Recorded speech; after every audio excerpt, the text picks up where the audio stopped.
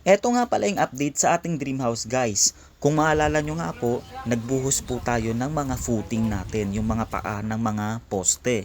Tapos ngayon naman po guys, maglalatag tayo dito ng mga tie beams. So yan yung mga nakikita nyo nakalatag dyan sa may lupang yan, mga tie beams po yan. Ang purpose ng tie beam para mas maging matibay po yung pundasyon ng mga buildings or ng mga bahay po guys. Ang diskarte dito ay double tie beam guys. So kung maalala nyo nga po, nag-footing tayo, tapos ngayon tie beam, and then magpatong-patong po yan ng mga hollow blocks, tapos another tie beam ulit sa pinakang ibabaw. So heto guys, yung pinakang first tie beam natin ngayon guys. So binuhusan na siya, tapos mabilis din po yan tumigas. Kaya naman kinabukasan po, babaklasin naman yan yung mga pinangporma dyan na phenolic board. Tapos yan to na po yung magiging itsura niya. Pagkatapos nga nito guys, yan, ini-stirrups na yung mga poste or yung mga columns. Ipe-prepare na yan para buhusan guys. Tapos yan yung magiging next natin. So unti-unti na po tayong umaakyat simula sa ilalim ng lupa. Pero guys, nasa ilalim pa rin to ng lupa, hindi pa tayo nakakaangat totally. So heto na nga guys, binuhusan na yung mga poste, at pagkatapos po nito mga posting yan, pag natapos na natanggal na yung mga formang to, pwede nang maghanay or magpatong-patong ng hollow blocks. Bali 5 patong ng hollow blocks, at pagkatapos nun, maglalagay na naman ng tie beam sa ibabaw. Ito guys yung naging itsura niya nung nagpatong-patong ng hollow blocks. And ikukulong po yan dahil tatambakan po yan ng maraming panambak.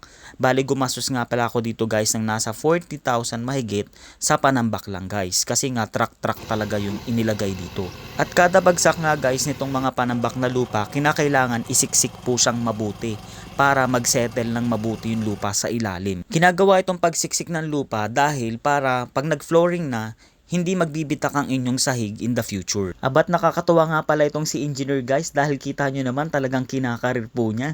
Dinidiligan pa niya para mag-settle daw talaga yung lupa. So nakakatuwa guys, diba? Mapapansin nyo nga naka-ready na itong mga panibagong tie beam. Kaya naman ready na po yan buhusan. Pati itong mga poste, lahat may forma na po. Phenolic board, coco lumber, so napakadami pong ginamit dyan, pati ng mga bakal. Ang gusto ko kasi nakaangat talaga yung bahay sa kalsada. Kaya naman ito guys, since ready na siya, binuhusan na po ito kinabukasan. So sabay-sabay po yan lahat guys. Itong lahat ng tie beam, isang buo po yan. Hindi po yan pwedeng maputol. Kasabay din po nan yung mga poste. Medyo matagal itong matapos guys, kasi nga medyo malawak yung area. Nasa 92 square meter yung pinakang floor area niya. Tapos ito guys, inabot na nga po kami ng gabi, kaya naman overtime po talaga sila guys. As in talagang inabot po kami dito ng dilim. Hindi kasi ito pwedeng maputol guys, kaya naman talagang dapat talaga nilang tapusin to. So ayan po, ganyan po talaga ang mga buildings na pinapagawa at yung mga residential houses. Sa point na ito guys, medyo malaki na po yung nagagastos natin, dahil kung makikita nyo at mapapanood nyo yung mga naunang video, ang dami na pong nangyari sa ilalim guys. Sobrang lalim na po. Parang bumuo po tayo ng underground sa ilalim. So ganun pong katibay yung pundasyon ng dream house. Kaya naman i-reveal ko na sa inyo sa susunod na video kung magkano na nga ba ang nagagastos habang nandito pa lang tayo sa pinakang floor. Kaya naman thank you so much for watching. See you on my next video. Bye!